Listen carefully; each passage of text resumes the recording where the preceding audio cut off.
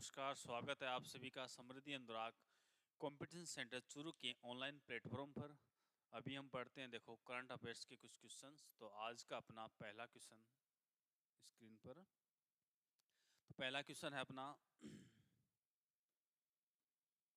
वैज्ञानिकों ने हाल ही में प्लूटो के किस चंद्रमा पर कार्बन डाइऑक्साइड और हाइड्रोजन पेरोक्साइड गैसों का पता लगाया है?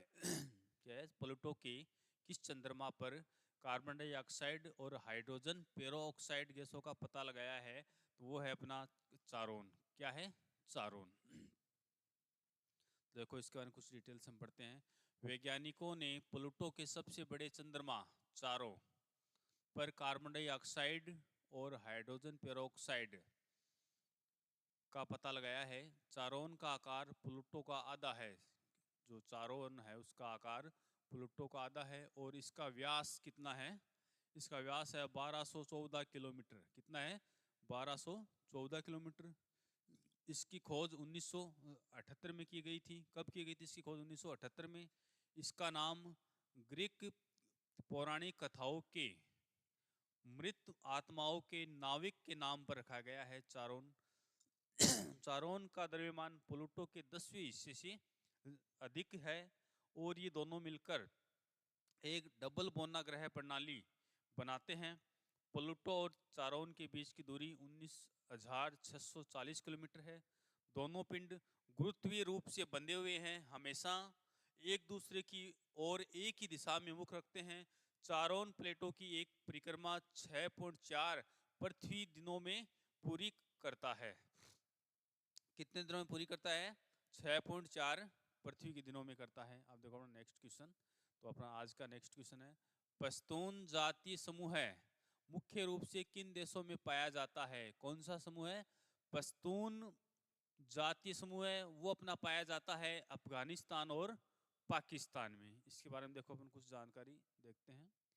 तो हाल ही में पाकिस्तान ने पश्तून तहफूज, क्या है? पश्तून तहफूज मूवमेंट पीटीएम पर प्रतिबंध लगा दिया है।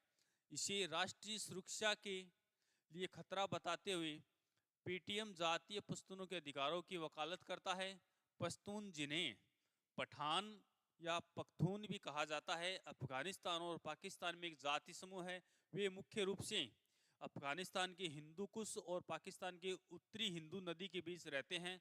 19वीं सदी के अंत में खींची गई डूरन रेखा ने पाकिस्तान में पश्तूनों को अफगानिस्तान के पश्तूनों से अलग कर दिया। पश्तून अफगानिस्तान की आबादी का 40 से 50% हिस्सा बनाते हैं और मुख्य रूप से पश्तो बोलते हैं। वे व्यापार के लिए फारसी का भी उपयोग करते हैं। ये थी इसके बारे में कुछ जानकारी। अब देखो अपना नेक्स्ट क्वेश्चन। तो नेक्स्ट क्वेश्चन अपना, हाल ही में किस संगठन ने state of global water resource report प्रकाशित की? कौन सी report? State of global water resource report प्रकाशित की। तो वो अपना संगठन या संस्था या ऑर्गेनाइजेशन है, उसका नाम है विश्व मौसम विज्ञान संगठन। विश्व मौसम विज्ञान संगठन, WMO। देखो इसके बारे में कुछ जानकारी अपन सीखते हैं। State of global water resources report 2023 बताती है कि यह पिछले 3 दशकों में वैश्विक नदियों के लिए सबसे शुष्क वर्ष था।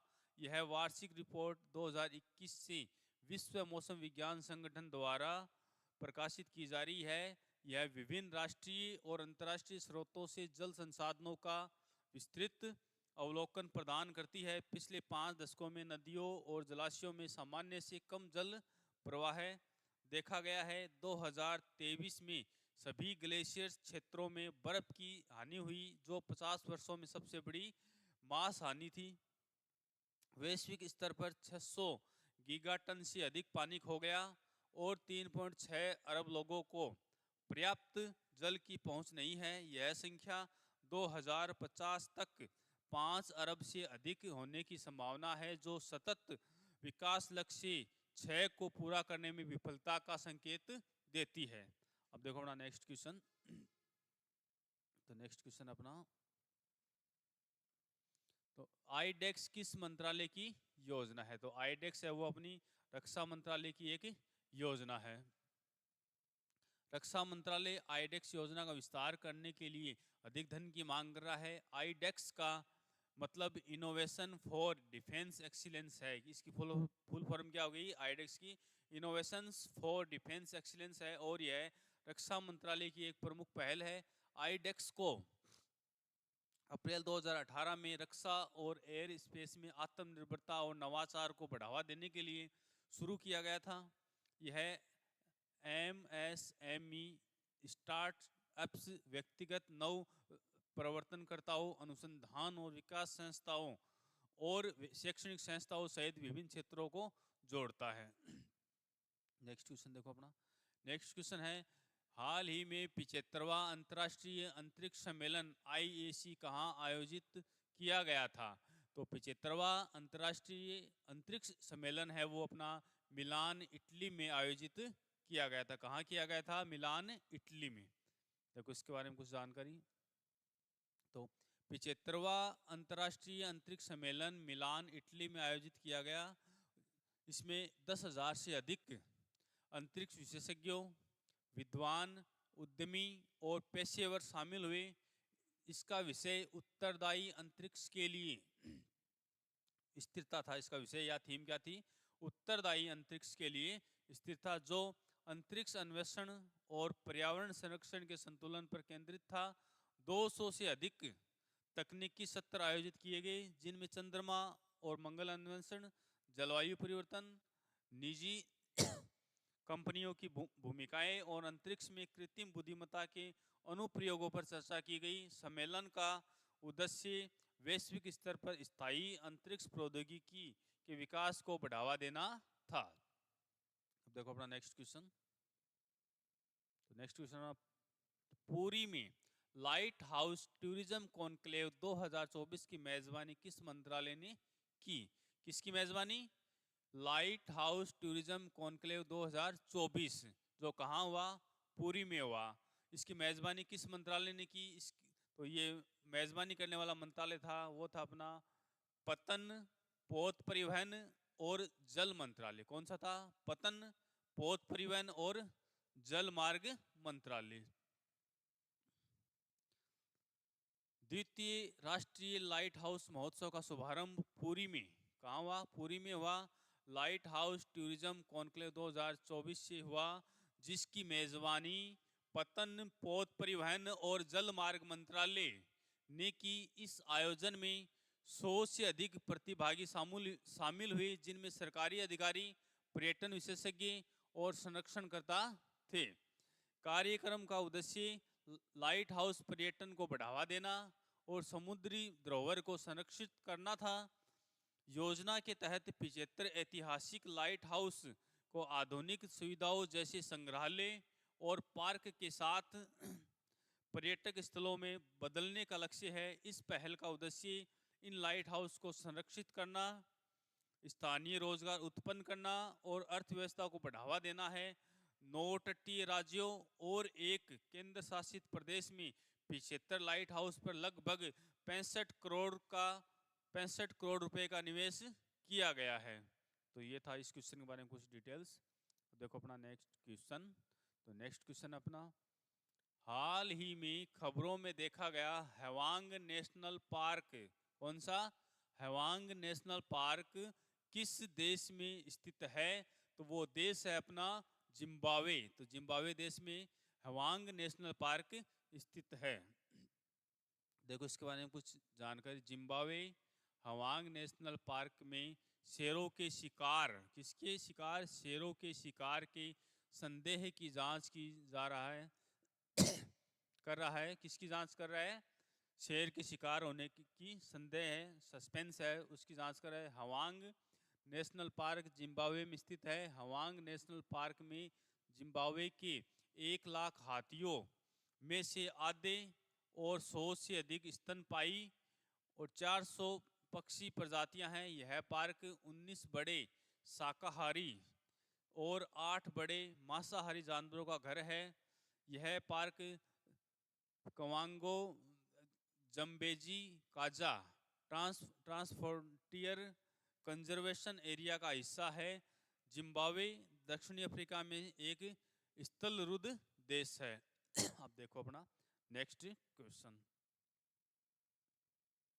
नेक्स्ट क्वेश्चन है, रन फॉर यूनिटी कार्यक्रम भारत में किस स्वतंत्रता सेनानी की जयंती के उपलक्ष्य में आयोजित किया जाता है? कौन सा कार्यक्रम? रन फॉर यूनिटी कार्यक्रम। हमें बताना है कि यह कार्यक्रम कौन सा भारत का स्वतंत्रता सेनानी है जिसकी जयंती के उपलक्ष्य में मनाया जाता है। तो वो अपने स्वतंत्रता सेनानी है सरदार वल्लभ भाई पटेल। तो सरदार वल्लभ भाई पटेल है, उनकी जयंती के उपलक्ष्य में प्रतिवर्ष भारत में रन फॉर यूनिटी कार्यक्रम का आयोजन किया जाता है। तो ये कितनी तारीख को किया जाता है? तो ये अपना किया जाता है 31 अक्टूबर को। 31 अक्टूबर को किया जाता है। और इनका जन्म हुआ था सरदार वल्लभ भाई पटेल का 31 अक्टूबर 1875 को हुआ था। तो इनकी जयंती के उपलक्ष्य में रन फॉर यूनिटी का कार्यक्रम प्रतिवर्ष भारत में किया जाता है। और इनका निधन हुआ था अपना 15 दिसंबर 1950 को। कब हुआ था? 15 दिसंबर 1950 को। इनका उपनाम क्या है? इनका उपनाम है अपना लौह पुरुष अर्थात आयरन मैन। क्या है इनकी जो उपाधि है वो क्या है? लौह पुरुष है। जिसको अपन इंग्लिश में क्या बोल सकते हैं? आयरन मैन बोल सकते हैं। ये जो लौह पुरुष है ये क्यों दिया गया नाम? क्यों दिया गया? इसके पीछे कारण यह है कि सरदार वल्लभ भाई पटेल ने स्वतंत्रता से पहले जो भारत का स्वरूप था वो क्या था? भारत, संपूर्ण भारत विभिन्न रियासतों में बंटा हुआ था। 500 से अधिक रियासतों में संपूर्ण भारत बंटा हुआ था। उन रियासतों का एकीकरण किसने किया था? सरदार वल्लभ भाई पटेल ने किया था। तो भारत जो संपूर्ण भारत है वो रियासतों में बंटा हुआ था। उन रियासतों का एकीकरण किसने किया था? सरदार वल्लभ भाई पटेल ने किया था। इसलिए उनका नाम क्या रखा गया? लौह पुरुष रखा गया। तो इसलिए रन फॉर यूनिटी कार्यक्रम वो प्रतिवर्ष 31 अक्टूबर को कहाँ भारत में मनाया जाता है। किसकी जयंती के उपलक्ष्य में? सरदार वल्लभ भाई पटेल की। इनका एक प्रसिद्ध नारा है। क्या है? प्रसिद्ध नारा है वो खेड़ा सत्याग्रह है उसमें दिया था। क्या था? कर मत दो। क्या था? कर मत दो। ये इनका प्रसिद्ध नारा है। देखो आगे इसके बारे में कुछ और डिटेल्स में पढ़ते हैं। केंद्रीय गृह मंत्री अमित शाह ने नई दिल्ली में रन फॉर यूनिटी कार्यक्रम का उद्घाटन किया जो 31 अक्टूबर को सरदार वल्लभ भाई पटेल की जयंती मनाने के लिए आयोजित किया गया था। रन फॉर यूनिटी की शुरुआत 2015 में प्रधानमंत्री नरेंद्र मोदी ने की थी, जो 550 से अधिक रियासतों को भारत में मिलाने में पटेल के प्रयासों की याद दिलाता है। यह आयोजन अब एकता, विकास और वैश्विक स्तर पर भारत की नेतृत्व की प्रतिबद्धता का प्रतीक बन चुका है। देखो नेक्स्ट क्वेश्चन।